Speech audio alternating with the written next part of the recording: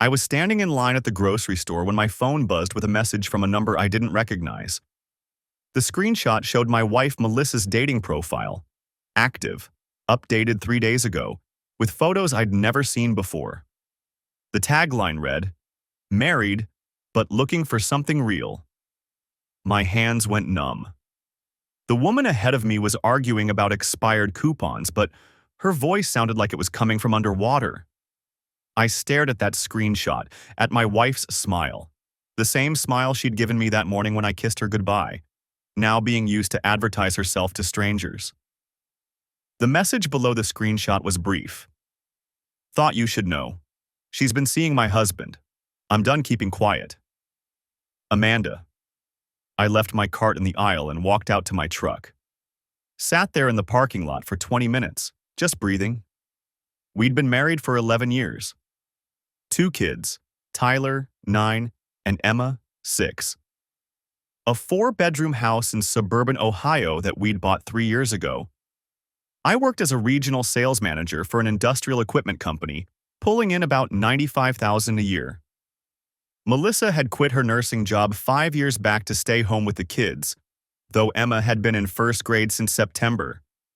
I wanted to call her immediately, wanted to scream. Instead, I saved the screenshot and replied to Amanda, "Tell me everything." Her response came fast, like she'd been waiting. "Coffee. There's a Starbucks on Riverside Drive." 30 minutes later, I was sitting across from a woman I'd never met, learning that my marriage was a lie. Amanda Brennan was probably 40, blonde, with the kind of rigid posture that comes from holding yourself together through sheer willpower. She had a folder. "My husband's name is Keith," she said, sliding the folder across the table. "He works at Patterson Medical Supply. That's where he met Melissa." I remembered. Melissa had gone to some charity fundraiser there back in April, 7 months ago. She'd come home talking about how nice everyone was, how they'd invited her to volunteer for their community outreach program. "They've been careful," Amanda continued, "but Keith got sloppy about 3 weeks ago, left his laptop open. I saw the messages going back months." She paused, watching me. "I'm sorry. I know this is... How long have you known?" My voice came out steady, which surprised me. 3 weeks. I've been gathering evidence. Screenshots, credit card statements, hotel receipts. Keith doesn't know I know yet." She tapped the folder. "It's all in there. I'm filing for divorce next month, but I thought you deserved to know first. Melissa's been brazen about it." I opened the folder. The first page was a printout of text messages. Melissa's number was highlighted. The content made my stomach turn. Not explicit, but intimate in ways that hurt worse than crude language. Inside jokes, plans to meet. Her complaining about me, about how I was always traveling, how I didn't understand her anymore. There were receipts from the Marriott downtown. 4 different dates over the past 2 months, always on Tuesdays, the day I had my standing regional meeting in Cleveland and usually stayed overnight. "She tells you she's at book club on Tuesdays, doesn't she?" Amanda asked. I nodded. The room felt too hot. "There is no book club. Or if there is, she's not going. Keith told me he was playing poker with his buddies." She laughed, bitter. "We're quite the pair, aren't we? The oblivious spouses." "I'm not oblivious anymore," I said. Something in my tone made her lean back. "What are you going to do?" "Good question." My first instinct was to drive home, confront Melissa, throw Keith's name in her face and watch her scramble for excuses. But I'd spent 15 years in sales, negotiating contracts, reading people, knowing when to show my hand and when to keep my cards close. "I'm going to verify everything," I said, "and then I'm going to protect my kids and myself." Amanda nodded slowly. "I made copies of everything for you. Keith's phone records, the messages, everything. I want him to lose as much as I'm losing." "He will," I said. "They both will." I drove home on autopilot. It was 3:30. The kids would be home from school soon. Melissa's car was in the driveway, which meant she was probably inside starting dinner, playing the role of devoted wife and mother. The role I'd believed for 11 years. I sat in my truck for a moment, looking at our house. White siding, black shutters, a maple tree in the front yard that we'd planted the year Emma was born. I'd built the deck out back myself, spent 3 weekends last summer staining it, while Melissa brought me lemonade and the kids played in the sprinkler. How much of it had been real? I pulled out my phone and called my buddy Jason, who'd gone through a divorce 2 years ago. He answered on the second ring. "I need a lawyer recommendation," I said. "A good one. And I need you to not ask questions yet." There was a pause. "That bad?" "Worse." "Natalie Foster," he said immediately. "She's expensive, but she's a shark. Handled my case. I'll text you her number." "Thanks." "You okay?" "Not even close," I said, and hung up. I had maybe 15 minutes before Tyler's bus arrived. I got out of the truck, grabbed my briefcase, and walked into my house wearing the same smile I'd worn 1,000 times before. Melissa was in the kitchen, chopping vegetables. She looked up when I came in, surprised. "You're home early. I thought you were staying in Cleveland tonight." "Meeting got canceled," I said smoothly. "Figured I'd surprise everyone." She came over and kissed my cheek. I let her. "Well, I'm making that chicken stir-fry you like. It'll be ready in about an hour." "Perfect," I said.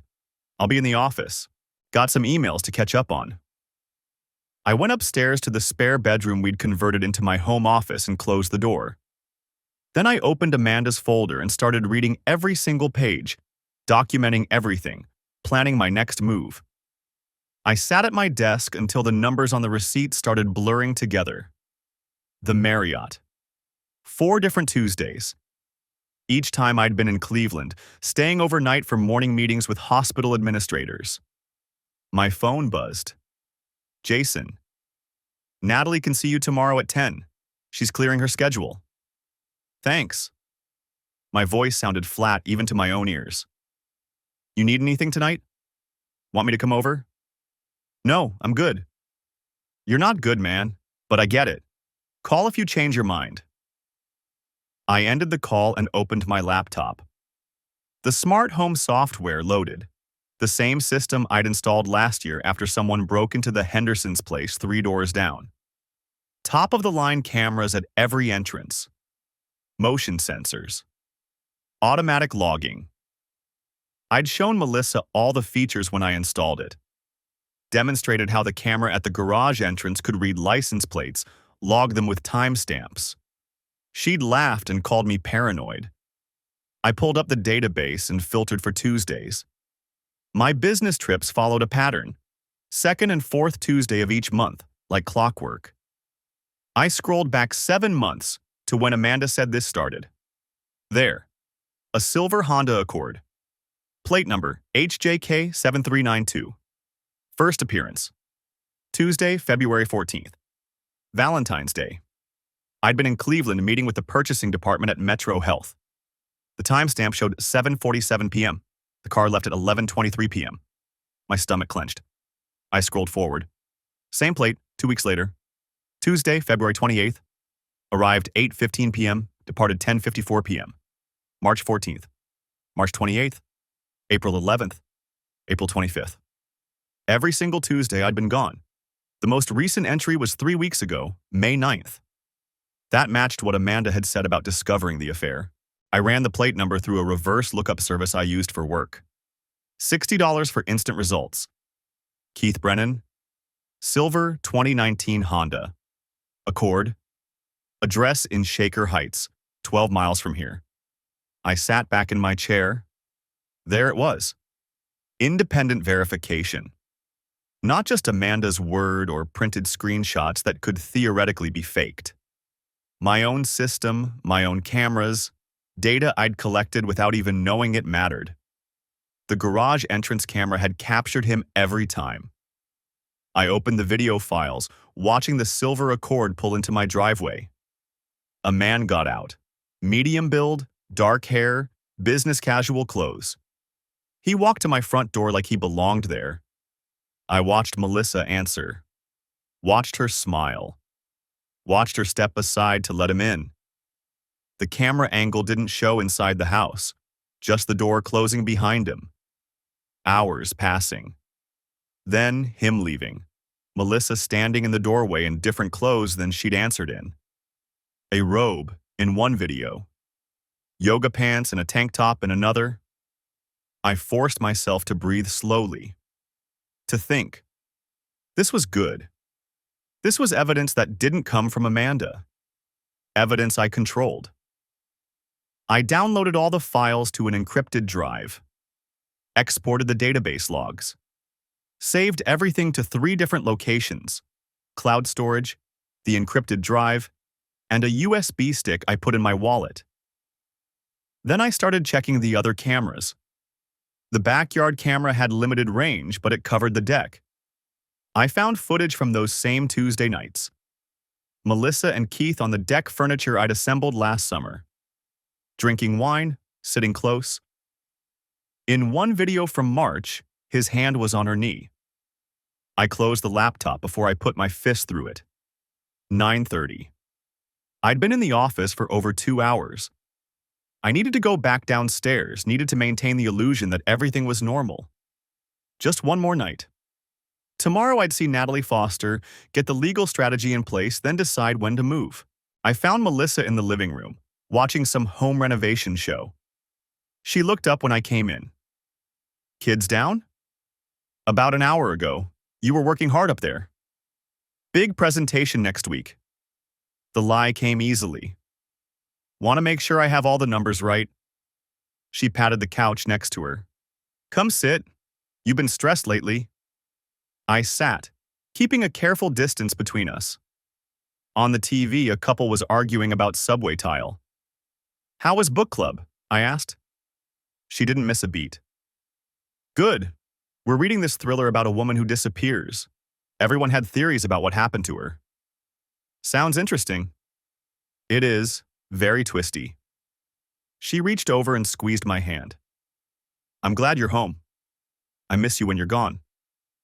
I looked at her. Really looked. She met my eyes without flinching. No guilt. No tells. Just my wife of 11 years, smiling at me like everything was fine. I miss you too, I said. We sat there for another 20 minutes, watching people demolish kitchens and argue about countertops. Melissa leaned against my shoulder. I put my arm around her because that's what I always did. When she went upstairs to get ready for bed, I stayed down, telling her I wanted to catch the end of the show. Instead, I pulled out my phone and texted Jason. Got my own proof. Cameras caught everything. His response came immediately. Jesus, you okay? No, but I will be. I gave the TV another few minutes, then headed upstairs. Melissa was already in bed, reading on her iPad. I went through my normal routine, brushed my teeth, changed into sleep clothes, set my alarm. When I got into bed, she put the iPad aside and rolled toward me. I love you, she said. Love you too. She kissed me. I kissed her back, tasting the mint of her toothpaste, the same brand she'd used for years. Everything familiar. Everything a lie. She pulled back, studying my face. You sure you're okay? You seem distant. Just tired. Long day. Okay. She settled against her pillow. Don't forget, Tyler has soccer practice tomorrow at 4. I might need you to pick him up if I'm running late with Emma's dentist appointment. I'll handle it. Thank you. She reached over and turned off her lamp. Good night. Good night. I lay there in the dark, listening to her breathing even out as she fell asleep. The woman next to me had let another man into our house, into our bed probably, while our kids slept down the hall, while I was working to provide for this family. My phone was on the nightstand. I picked it up carefully, keeping the brightness low, opened my email and started a new message to myself, typing out everything I could remember. Every detail Amanda had told me. every timestamp from the camera logs, Keith Brennan's name and plate number, the dates, the times, the pattern. Then I attached the camera footage in database exports. If something happened to the other copies, I'd have this. Sent from my phone, time-stamped, stored in the cloud. I hit send and put the phone back. Melissa stirred beside me but didn't wake. Tomorrow at 10, I'd meet with Natalie Foster. I'd show her everything. Amanda's folder, my camera footage, the logs. I'd find out exactly how to end this marriage while protecting my kids and everything I'd built. But tonight, I had to lie here next to her. Had to pretend I didn't know. Had to act like the man who still trusted his wife, who still believed in the life we'd created. I stared at the ceiling, counting the hours until morning. I woke at 5:47 a.m., 13 minutes before my alarm. Melissa was still asleep, her breathing steady and even. The same woman who'd brought me lemonade yesterday afternoon. The same woman who'd been meeting Keith Brennan at the Marriott downtown while I worked 60 miles away. I got out of bed without waking her and went downstairs to make coffee. My laptop sat on the kitchen counter where I'd left it. I opened it and checked the backup drives again. Everything was still there. The camera logs, Amanda's folder, the screenshots. All of it saved in 3 separate locations. My phone showed 2 missed calls from Jason, both from last night after I'd gone to bed. He'd left a voicemail. "Hey, just checking in. Natalie said she got your email with the documentation. She'll see you at 10. Listen, man, I know what you're going through. If you need anything before the meeting, call me. Doesn't matter what time." I deleted the voicemail and poured my coffee. The kitchen looked exactly the same as it had every morning for the past 11 years. Same white cabinets, same granite countertops, same table where we ate dinner as a family. Nothing had changed except now I knew what had been happening every Tuesday for 7 months. Tyler came downstairs at 6:30, already dressed for school. He grabbed a box of cereal from the pantry. "Mom still sleeping?" he asked. "Yeah, let her rest." He poured his cereal and sat at the table. "Can we go to the batting cages this weekend?" "We'll see. I've got some things to take care of first." "You always say that when you mean no." "I didn't say no. I said we'll see." He ate his cereal in silence. Emma came down 10 minutes later, still in her pajamas, and I sent her back upstairs to get dressed. Melissa appeared at 7, wearing her blue robe, her hair pulled back. "Morning," she said. She kissed the top of Emma's head, then walked over and kissed my cheek. "You're up early." "Couldn't sleep." "Everything okay?" "Fine, just thinking about work." She poured herself coffee and sat at the table. We went through the morning routine like we had 1,000 times before. Tyler finished his breakfast and went to brush his teeth. Emma complained about having to wear her jacket. Melissa reminded her it was supposed to rain. I drove the kids to school at 7:40. Tyler got out first, at the middle school drop-off. Emma hugged me before she left the truck. "Love you, Dad." "Love you too, sweetie." I watched her walk into the elementary school, her backpack bouncing against her shoulders. Then I pulled out of the parking lot and headed toward downtown. The law offices of Foster and Associates occupied the 3rd floor of a brick building on Market Street. I arrived at 9:30 and sat in my truck for 15 minutes, going over everything one more time. The folder Amanda had given me, the camera logs, the timeline. The receptionist led me to a conference room at exactly 10 o'clock. Natalie Foster was already there, sitting at a large wooden table with a yellow legal pad in front of her. She was maybe 50, with short dark hair and reading glasses on a chain around her neck. "Mr. Patterson," she said, standing to shake my hand. "Jason speaks highly of you. He said the same about you?" "Please sit down. I've reviewed the materials you sent last night. Before we begin, I need to make sure you understand that everything we discuss here is confidential. Attorney-client privilege." "I understand." She opened a folder, Not Amanda's folder, but her own notes. You've been married 11 years. 2 children, ages 9 and 6. You earn $95,000 annually. Your wife doesn't work outside the home. That's correct. And you have documentation of an ongoing affair between your wife and a man named Keith Brennan, beginning approximately 7 months ago. Yes.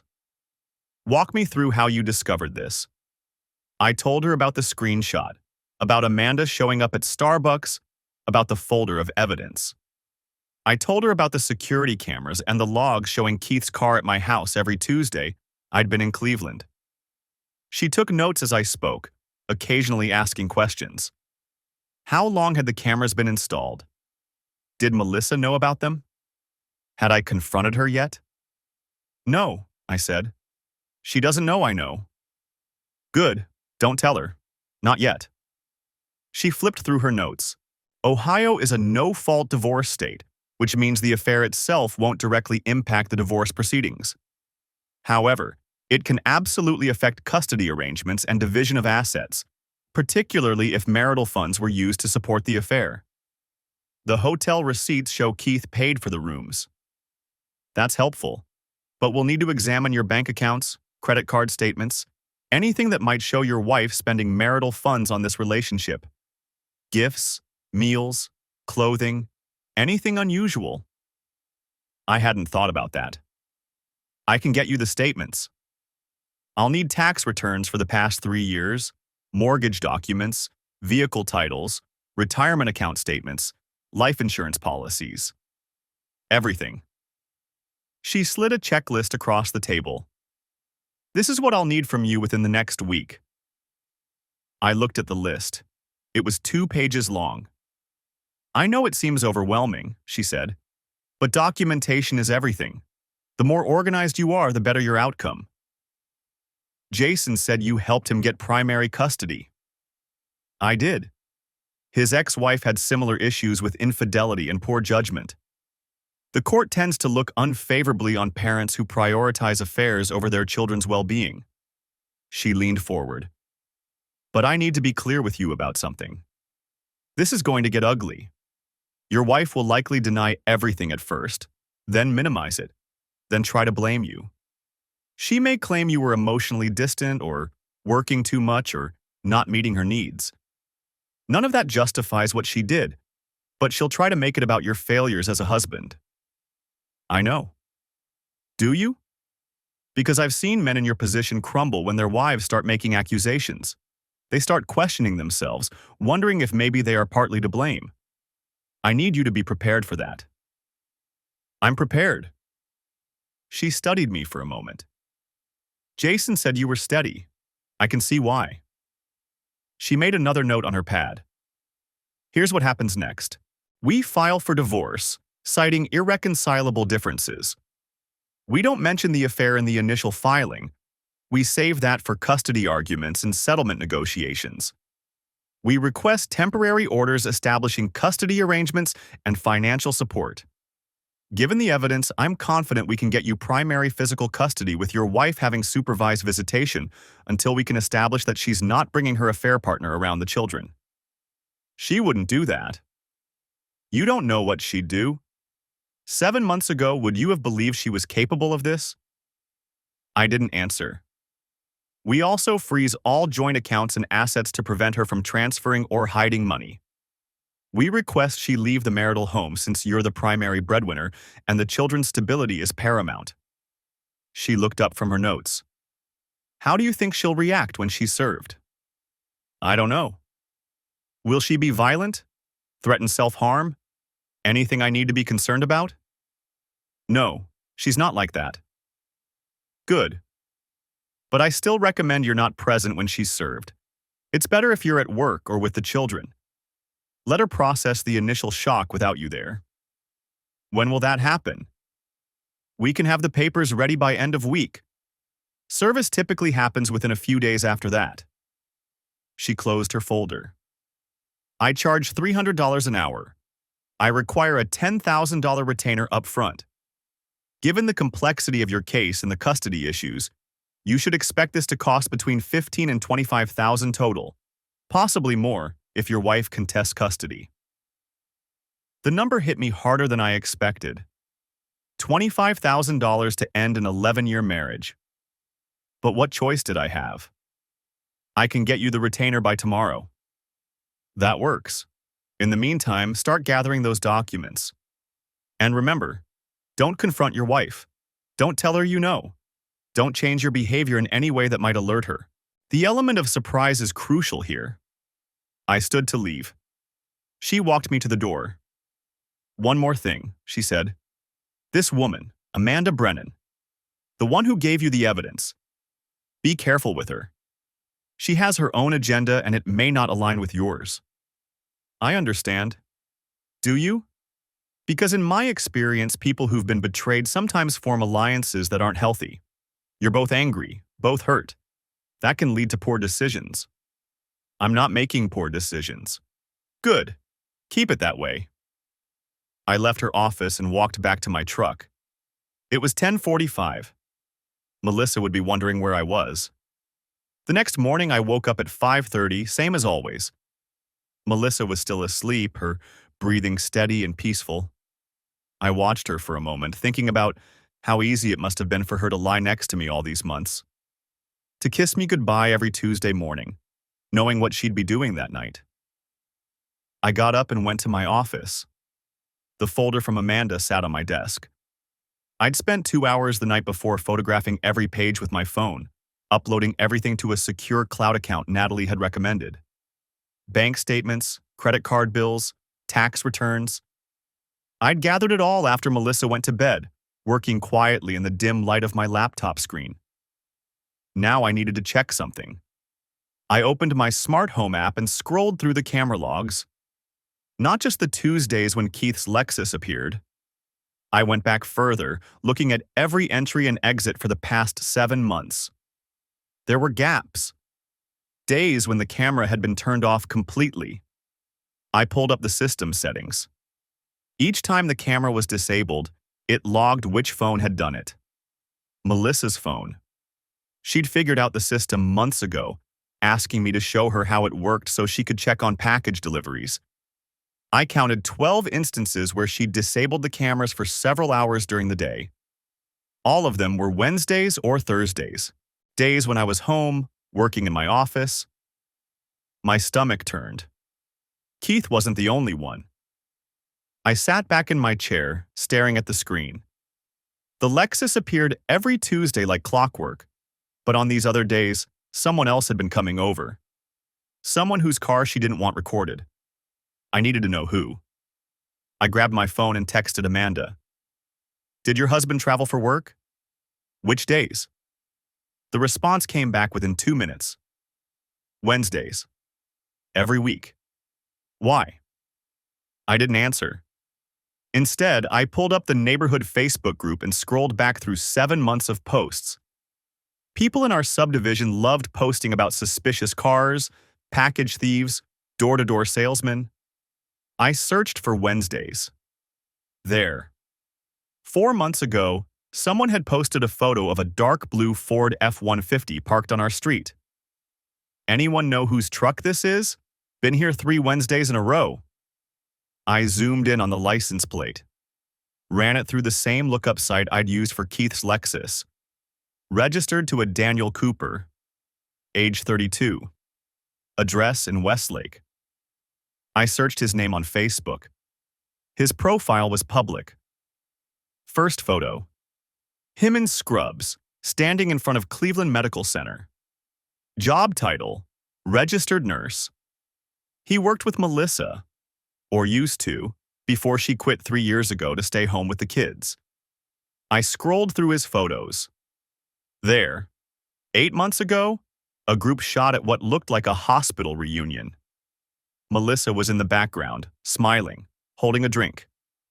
The caption read, "Great seeing the old crew. Miss these people." My hands were shaking. I set the phone down and pressed my palms against the desk. 2 of them. She'd been seeing 2 different men. The office door opened. Melissa stood there in her robe, hair messy from sleep. "You're up early." "Couldn't sleep. I said. My voice sounded normal, steady. Thinking about the Cleveland account.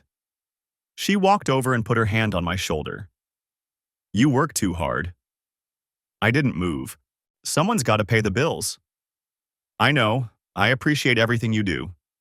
She kissed the top of my head. I'm making pancakes. Tyler's been asking for them all week. Sounds good. She left, and I waited until I heard her footsteps on the stairs before I picked up my phone again. I forwarded Daniel Cooper's information to Natalie with a single line. Found another one. Her response came during breakfast, while I was watching Tyler pour too much syrup on his pancakes, and Emma was telling Melissa about a project at school. Can you come to the office today? 10 a.m. We need to talk about this. I texted back, I'll be there. Who's that? Melissa asked, nodding at my phone. Jason. Wants to grab lunch later. That's nice. You should go. You've been stressed. I looked at her across the table. She was smiling, cutting Emma's pancakes into smaller pieces. The perfect mother. The perfect wife. Yeah, I said. I think I will. Natalie's office was in a converted Victorian house downtown, the kind of place with creaky floors and tall windows. Her assistant led me to a conference room where she was already waiting, the folder I'd given her spread out on the table. Sit down, she said. I sat. Tell me about Daniel Cooper. I walked her through what I'd found. The disabled cameras, the Facebook photos, the truck that had been spotted on my street.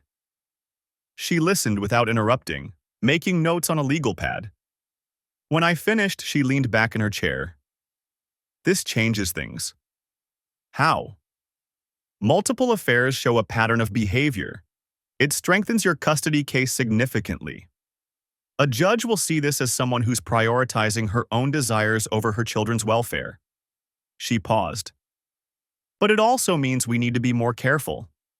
If she's been this calculated about hiding two separate relationships, she's not going to go down easy. What do you mean? I mean she's going to fight. And when people like this fight, they get creative. False allegations, claims of abuse, anything to shift the narrative. I felt something cold settle in my chest. She wouldn't. You didn't think she'd cheat on you with two men while you were providing for your family either. Natalie's voice was flat. I'm not trying to scare you. I'm trying to prepare you. We need to think 3 steps ahead. Okay, what's the next step? She pulled out a fresh legal pad. First, I want you to document every interaction you have with her from now on. Keep your phone recording in your pocket when you're home. Get a small voice recorder if you need to. If she makes any threats, any accusations, I want them on tape. That feels paranoid. It's protective. Second, I want you to start establishing a pattern of primary caregiving. You need to be the one taking the kids to school, picking them up, going to their activities. Create a record that shows you're the engaged parent. I already do that stuff. Then do more and document it. Photos, receipts, anything that proves you're present. She made another note. Third, we're going to hire a private investigator. I know you've done good work gathering evidence, but we need a professional to connect the dots.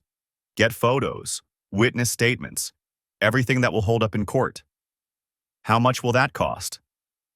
$3,000 to $5,000 depending on how long it takes. But it's worth it. The more evidence we have, the less room she has to maneuver. I nodded. Do it. One more thing, Natalie looked at me directly. How are you holding up? I'm fine. That's not what I asked. I didn't answer right away. The truth was, I didn't know. I felt like I was moving through water, everything slightly distant and muffled. At home, I smiled and talked and acted normal. At work, I returned calls and sent emails. But underneath, there was this constant static, this noise I couldn't turn off.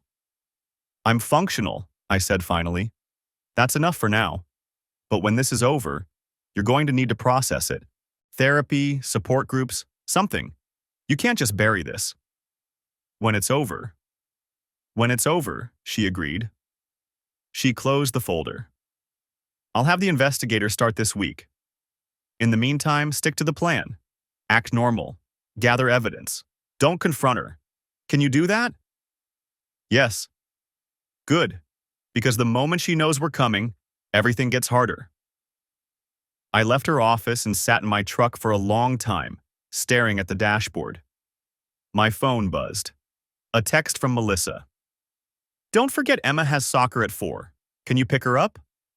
I texted back, I'll be there. Then I opened my recording app and hit record before I started the engine. 3 steps ahead. That's what Natalie said. I was going to win this. I was going to protect my kids. And Melissa was going to lose everything. The private investigator's name was Roger Patterson. He came recommended by Natalie Foster and met me at a diner off Route 71 the next morning at 6:30. I'd told Melissa I had an early conference call. Roger looked like someone's uncle. Gray hair, reading glasses on a chain, windbreaker from Target. Nothing about him suggested surveillance expert. That was probably the point. Your attorney sent over the basics, he said, sliding into the booth across from me. 7 months of documented visits from Subject 1, unknown frequency from Subject 2. Wife's a stay-at-home mother, 2 kids, no employment history for the past 9 years. I nodded. The waitress brought coffee. Roger waited until she left. What I need from you is simple. Your schedule for the next 2 weeks. Every business trip, every late meeting, every time you'll be away from the house for more than 3 hours. Don't change your routine. Don't do anything different. I have Cleveland next Tuesday, I said. Same as always. Perfect.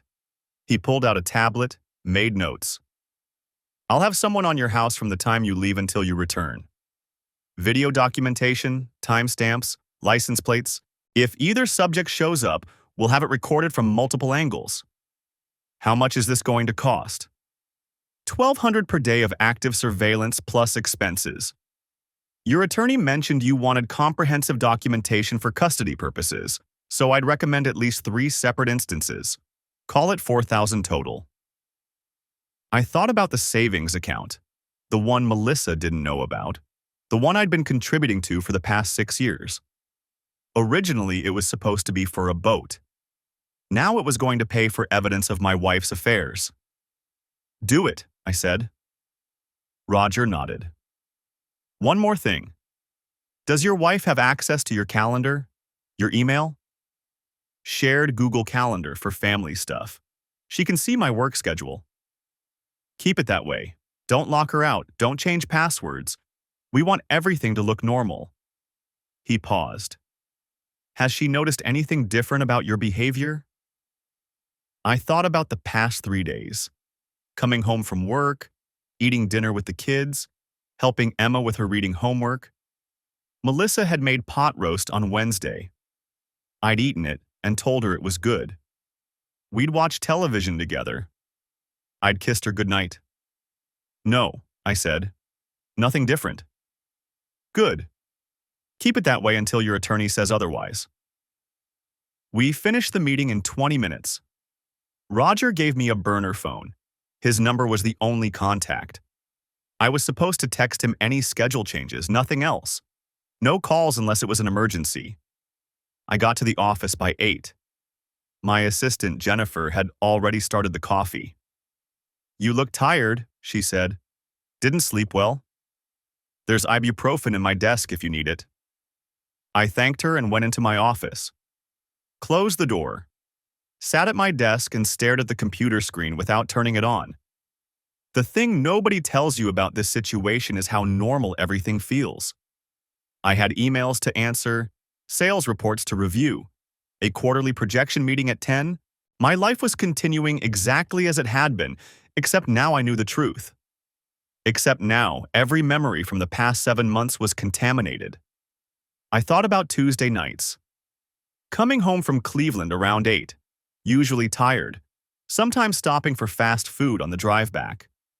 Melissa would already have the kids in bed. She'd greet me at the door, take my jacket, ask about the meetings.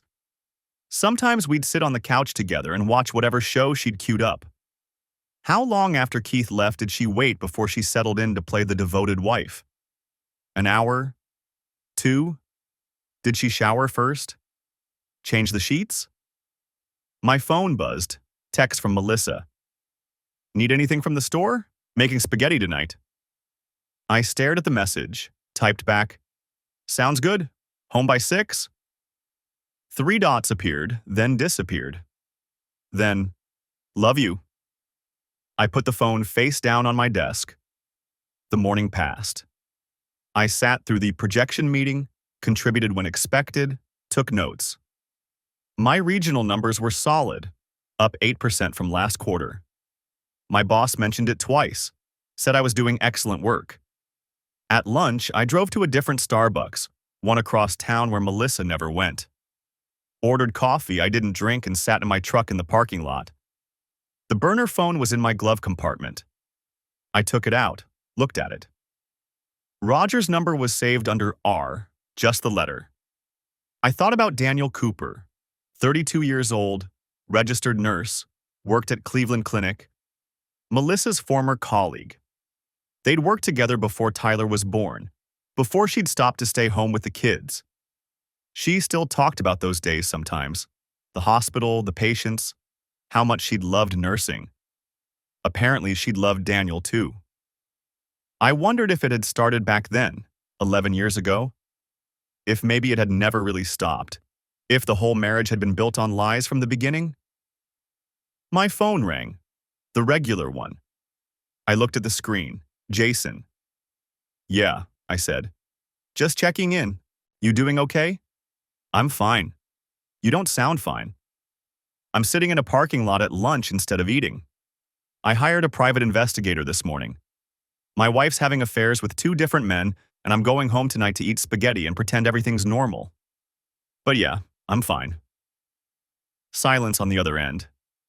Then, you want to meet up after work? Get a beer? Can't.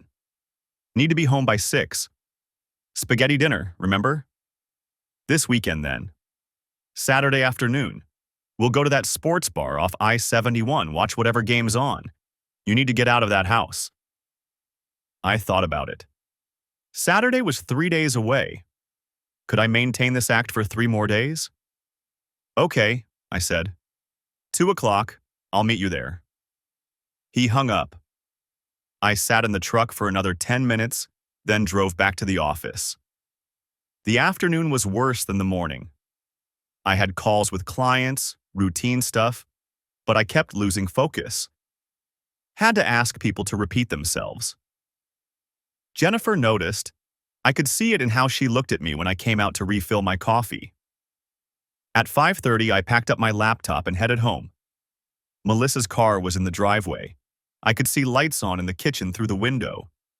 I sat in my truck for a moment, gathering myself. Then I grabbed my briefcase and went inside. Daddy!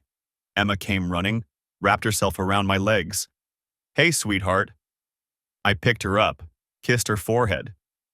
She smelled like the strawberry shampoo Melissa used for her hair. Tyler was at the kitchen table doing homework. He looked up, waved. Hi, Dad. How was school? Fine. We had a substitute in math. Melissa was at the stove, stirring sauce. She turned and smiled when she saw me. Hey, dinner's almost ready. Smells good. I set Emma down, went upstairs to change out of my work clothes.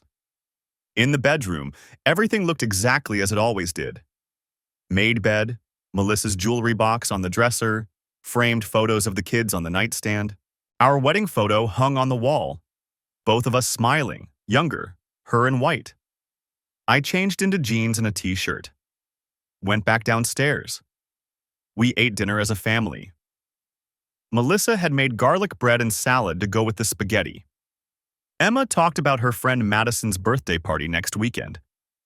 Tyler showed me a drawing he'd done in art class. Melissa asked about my day. Same as usual, I said.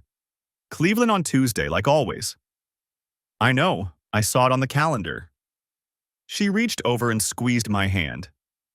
Her wedding ring caught the light. I squeezed back. After dinner, I helped Tyler with his science homework while Melissa gave Emma a bath. Then we all watched a movie together, some animated thing about talking animals. Emma fell asleep halfway through, curled against Melissa on the couch. I carried Emma upstairs to bed, tucked her in, kissed her goodnight. When I came back down, Tyler was already in his room. Melissa was cleaning up the living room, putting away the blankets we'd used. "I'm glad you're home," she said. "I miss you when you travel." "I know." She came over, put her arms around my neck, kissed me. I kissed her back, because that's what I always did. That's what normal looked like. "Come to bed soon," she said. "I will. Just need to answer a few emails first." She went upstairs. I waited until I heard the bedroom door close, then went into my office. Closed that door too. The burner phone was in my pocket. I took it out, sent Roger a text. "Tuesday confirmed, leaving at 7 a.m., back by 8 p.m. His response came 30 seconds later. "Confirmed. We'll be ready." I deleted both messages, put the phone back in my pocket. Tuesday was 4 days away. I could do this for 4 more days. The Tuesday morning air felt different. Colder somehow, even though the temperature hadn't changed. I kissed Tyler and Emma goodbye at the door, watching as they climbed onto the school bus. Melissa stood beside me in her robe, playing the part perfectly. She waved at the bus driver, then turned to me with that same easy smile. "Drive safe," she said, touching my arm. "Text me when you get there?" "Always do." I loaded my overnight bag into the trunk, the same routine I'd followed for 3 years. Cleveland on Tuesdays, home Wednesday afternoons. Patterson Medical Supply's regional office expected me at 10. Melissa stood in the doorway as I backed out of the driveway. I raised my hand in a wave, watching her in the rearview mirror until I turned the corner. Then I drove exactly 4 blocks, turned into the parking lot behind Riverside Elementary, and waited. Roger had texted me at 6:15. "In position. Silver Honda. Accord. Parked on Maple, 2 houses down from yours. Good sightlines." I pulled up the security camera feed on my phone. The app showed all 4 cameras: front door, driveway, backyard, side gate, all active, all recording. Melissa didn't know I'd restored the Wednesday camera settings remotely through the admin panel. She thought she'd deleted my access when she disabled them those other nights. But the system kept a master account that couldn't be removed without a full factory reset. I'd spent 2 hours Sunday night in my office, door locked, restoring everything she'd changed. The cameras would record today, every second. My phone buzzed. "Natalie." "You're sure about this?" she said when I answered. "You don't have to watch it happen." "I'm sure. Roger's good at his job. He'll get what we need." "I know." She was quiet for a moment. "This is going to hurt. Seeing it. Even when you already know." "I'll be fine. Call me after. Anytime. I mean that." I ended the call and stared at my phone screen. The camera feed showed my empty driveway, the front door closed. Melissa would be inside now, probably making coffee. Maybe texting Keith to confirm he was coming. My hands tightened on the steering wheel. The clock on the dashboard read 7:42. I opened my laptop, connected it to my phone's hotspot, and pulled up the detailed spreadsheet I'd created. Every Tuesday for the past 7 months. Keith's arrival times, departure times, duration of visits. The pattern was consistent. He usually arrived between 8:30 and 9, stayed until 1 or 2 in the afternoon. Roger would photograph his arrival. The camera would record everything at the front door. Then Roger would maintain surveillance, documenting how long Keith stayed, capturing his departure. Simple, clean, undeniable. My phone buzzed again. Roger this time. Subject just left her house, walking to mailbox, jeans and a sweater, checking the street. I switched to the front camera feed.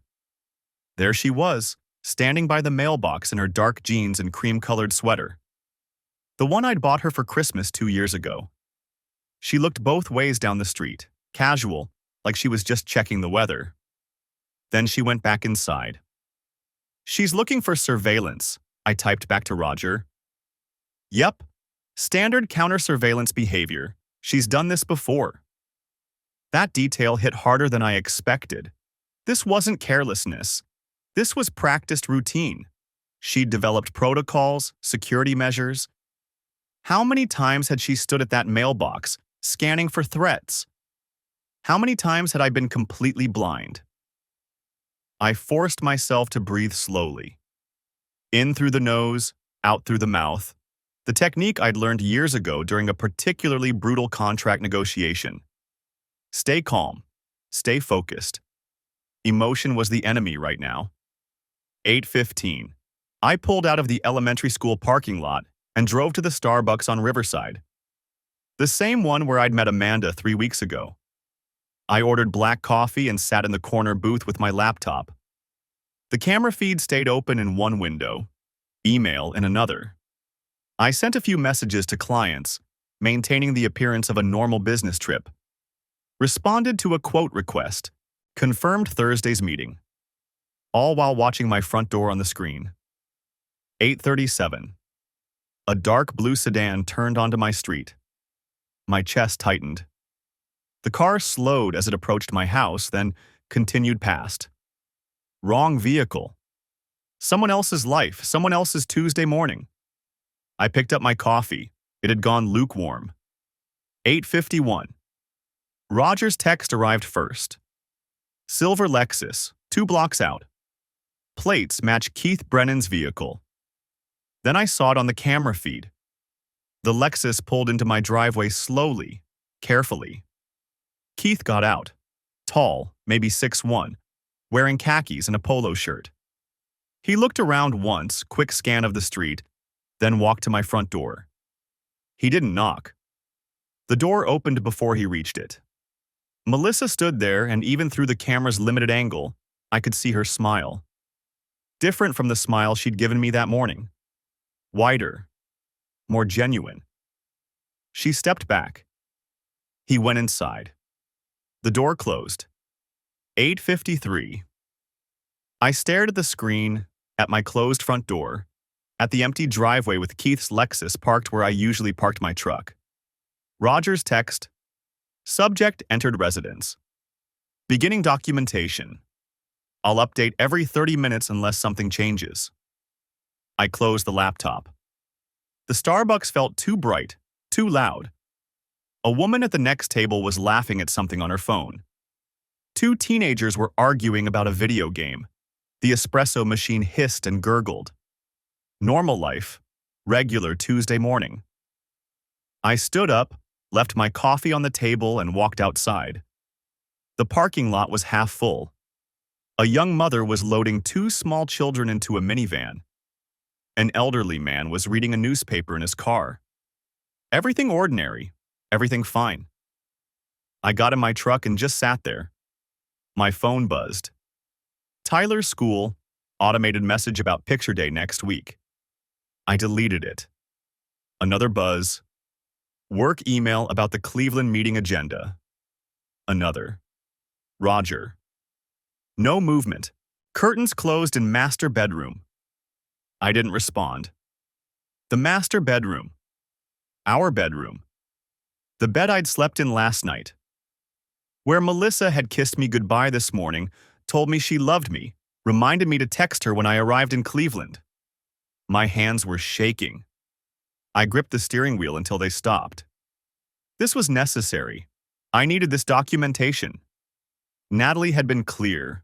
Photographic evidence, timestamps, irrefutable proof. Ohio was a no-fault divorce state, but adultery still mattered in custody decisions. Still mattered when arguing about parenting time and moral fitness. This was for Tyler and Emma. I repeated that to myself. For Tyler and Emma. 9:45. I'd been sitting in the Starbucks parking lot for almost an hour. I opened the laptop again. Checked the camera feed. Keith's car was still in the driveway. No movement at the front door. Roger's update, still inside. Photographed vehicle from multiple angles. Clear shots of plates. Documented timeline. I typed back, good. Then I opened my email and actually read through the Cleveland meeting agenda. Reviewed the contract terms we'd be discussing. Made notes about pricing structures and delivery schedules. Work. I could focus on work. 10:30. My phone rang. Unknown number. I almost didn't answer, but something made me pick up. Is this... A woman's voice, uncertain. Is this Melissa's husband? My entire body went rigid. Who is this? My name is Christine Bailey. I think we need to talk. About what? About my husband and your wife. The parking lot tilted slightly. I closed my eyes, opened them again. Your husband, I said slowly. What's his name? Robert Bailey. He's a pharmaceutical sales rep. He covers the northern Ohio territory. I didn't recognize the name. Didn't know any Robert Bailey. Why are you calling me? I asked. Because I found text messages between him and someone named Melissa, and when I looked up her number in one of those reverse lookup sites, it showed your address, your name. Third affair.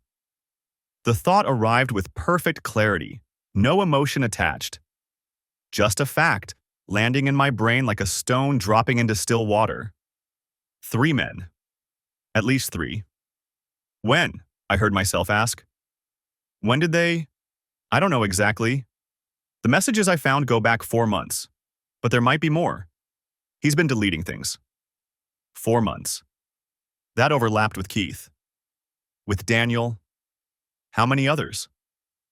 I sat in that parking lot for another 10 minutes after Christine Bailey hung up, staring at nothing. 3 affairs. Possibly more. The number had stopped mattering. It was the pattern that mattered now. Melissa hadn't made a mistake. She'd built an entire second life. Roger's final text came at 1:47 p.m. Subject departed. Full documentation complete. 4 hours. 54 minutes total. Multiple angles, clear timestamps. Uploading to secure server now. I drove to Cleveland. Actually went to the meeting, sat through 2 hours of contract negotiations, nodded at the right times, signed where they told me to sign. My regional manager commented that I seemed distracted. I told him I was fighting off a cold. That night, alone in the hotel room, I finally called Natalie. There's a third one, I said. Maybe more. She didn't sound surprised. Tell me. I told her about Christine Bailey's call, about Robert, the pharmaceutical rep, about the 4 months of messages. We have enough, Natalie said quietly. More than enough. We file tomorrow. Tomorrow? The longer we wait, the more risk she figures something out. Roger got everything we need today. Combined with the camera logs, the other evidence, it's airtight. We move now. I looked out the hotel window at the Cleveland skyline. Okay. Are you ready for this? I thought about Tyler and Emma, about coming home to an empty house where they'd be half the time, about splitting holidays and birthdays, about explaining to them why Mommy and Daddy didn't live together anymore. No, I said, but we're doing it anyway. The papers were served Friday afternoon while I was picking up the kids from school. Melissa called me 17 times in 20 minutes. I didn't answer. By the time I pulled into Jason's driveway, where I'd be staying per Natalie's instructions, the voicemails had started. The first one was confusion. What is this? Why would you? We need to talk. Please call me back. The second was anger. You can't just leave. You can't take the kids. This is insane. The third was tears. Please, whatever you think happened, we can fix this. Please come home. I deleted them all and turned off my phone. Jason's wife, Amy, made up the guest room. Brought me towels and told me the kids could stay in their daughter's room, that they'd make it work for as long as I needed. Tyler and Emma thought it was an adventure at first, a sleepover at Uncle Jason's house on a school night. By Saturday, Emma was asking when we were going home. "Soon, sweetheart," I told her. "Daddy's just got some things to work out with Mommy." "Are you fighting?" I knelt down to her level. "Sometimes grown-ups have problems they need to fix. But you and Tyler, you didn't do anything wrong. We both love you so much. That never changes." She hugged me, and I held on maybe a little too tight. The temporary orders hearing was the following Wednesday. Melissa showed up with an attorney, some guy she'd found in 3 days, rumpled suit, briefcase held together with duct tape. He looked exhausted before we even started. Natalie presented everything methodically.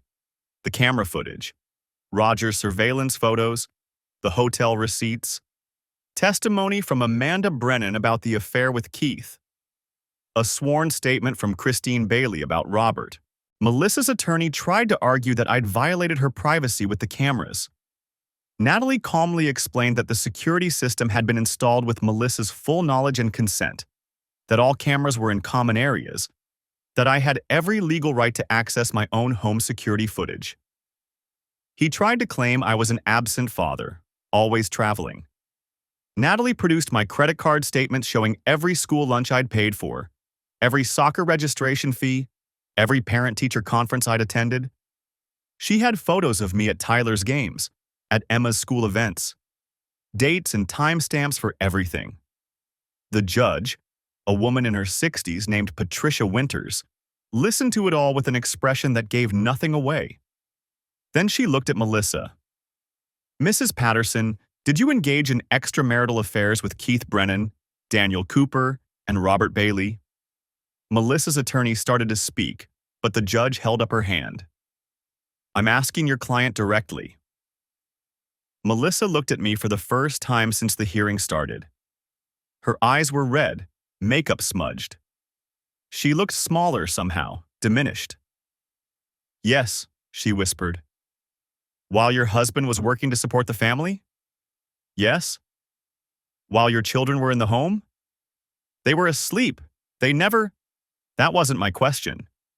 Melissa's face crumpled. "Yes." Judge Winters made a note, then looked at both attorneys. "I'm granting temporary primary physical custody to Mr. Patterson. Mrs. Patterson will have supervised visitation, 2 hours every Saturday and Sunday, location to be determined by the custody evaluator. Mr. Patterson will retain the marital home. Mrs. Patterson has 72 hours to remove her personal belongings." Melissa's attorney stood. "Your Honor, my client has no income, nowhere to go. Your client should have considered that before engaging in multiple affairs. She can stay with one of her boyfriends." Judge Winters closed the file. "We're adjourned." I watched Melissa walk out of the courtroom, her attorney trailing behind her, trying to talk to her. She never looked back. "That was faster than I expected," I told Natalie in the hallway. "Judge Winters has 3 daughters. She doesn't have much patience for this kind of thing." Natalie put the files in her briefcase. "The final hearing will be in about 4 months. Based on today, I'd say we're looking at primary custody for you, minimal support obligations, and a clean division of assets. She's not going to get much." "Good." She studied my face. "How are you doing?" "I'm tired." "That's fair." She touched my arm briefly. "You did the right thing. For your kids." I wanted to believe that. The divorce was finalized on a Tuesday in March, almost exactly 6 months after Amanda's first message. Melissa didn't contest anything in the end. She signed everything her attorney put in front of her, accepted the terms. I kept the house, the retirement accounts, primary custody. She got her car, half the savings, and visitation every other weekend once the supervised period ended. She'd moved in with her sister in Columbus. Got a job at a hospital there, back in nursing. The kids saw her twice a month. Emma cried after the first few visits, but eventually adjusted. Tyler was quieter about it, kept his feelings locked down in that way 9-year-old boys do. I sold the house 8 months later. Couldn't stay there. Couldn't keep walking past the bedroom, the deck, all the places where she'd brought those men into our life. Bought a smaller place across town, 3 bedrooms, good school district. Started over. Jason helped me move. We were carrying boxes up to the new house when he asked the question I'd been avoiding. You doing okay? Really? I set down the box I was holding. I don't know. Some days I'm fine. Some days I'm angry. Some days I just feel empty. That's normal. Is it? Yeah, man, it is. He grabbed another box. You did everything right. Protected your kids, got them out of that situation. That matters. I thought about Tyler and Emma, asleep in their new bedrooms, about how they'd helped me pick out paint colors, how Emma had insisted her room be purple, how Tyler had carefully arranged his baseball trophies on the shelf I'd installed. I hope so, I said.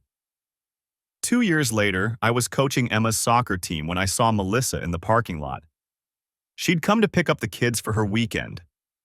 We'd gotten better at the exchanges, cordial, brief, focused on logistics. She looked different. Thinner, hair shorter, lines around her eyes that hadn't been there before. She waited by her car while Emma gathered her gear. She scored 2 goals today, I told Melissa when Emma ran over.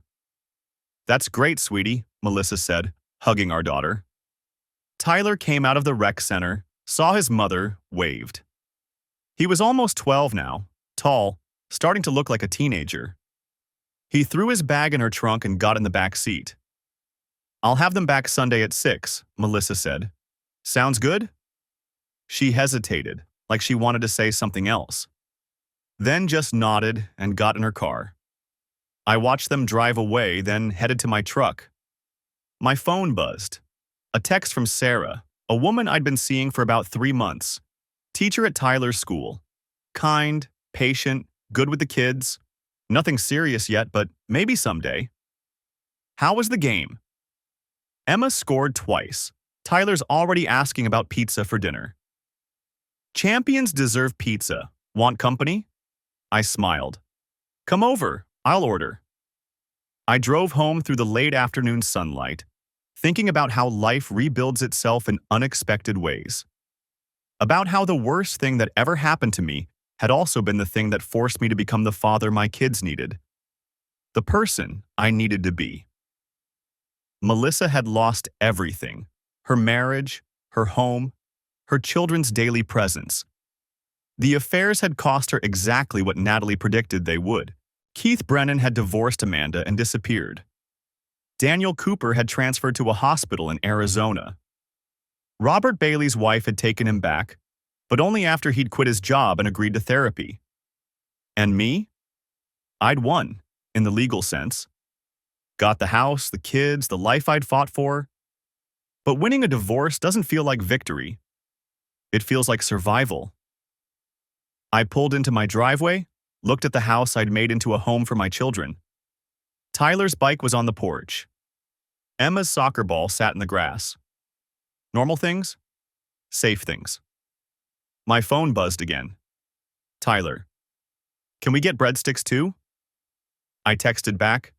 Sure. Extra cheese? Yes. I got out of the truck and went inside, where my kids were waiting, where Sarah would be arriving soon, where life continued in its messy, imperfect, forward-moving way. The lesson, if there was one, wasn't about trust or betrayal or even justice. It was simpler than that. When everything falls apart, you protect what matters most. You document, you plan, you act. You don't let anger make your decisions, but you don't let fear stop you from making them either. You survive, you rebuild. You teach your children that people fail, that love isn't always enough, but that they are worth fighting for. And eventually, on some random Tuesday years later, you realize you're not just surviving anymore. You're actually living again.